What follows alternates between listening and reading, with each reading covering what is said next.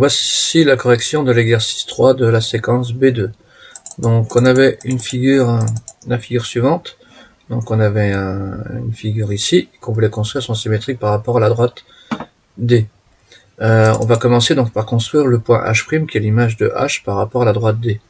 Donc pour cela, on va remarquer donc que j'ai fait exprès de mettre deux points sur la droite ici D, un en haut et un en bas. Donc on va commencer par celui d'en haut.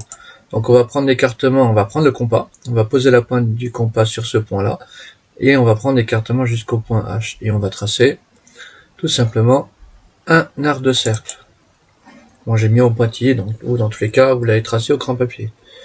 On va faire la même manipulation depuis le point du bas. Donc on va poser la pointe du compas sur le point en bas, et on va toujours prendre l'écartement jusqu'à H. Et on va tracer aussi un arc de cercle ici, en bleu. Donc le point H' tout simplement est le point d'intersection des deux arcs de cercle qu'on a ici.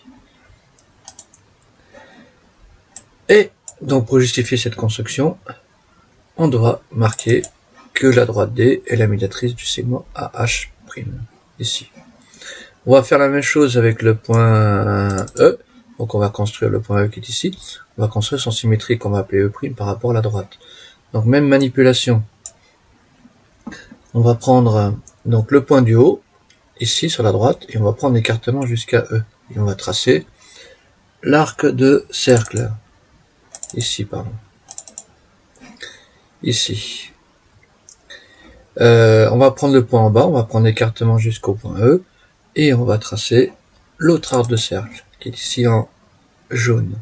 Donc tout simplement, pour avoir le point E', on va tout simplement considérer que c'est le point d'intersection des deux arcs de cercle.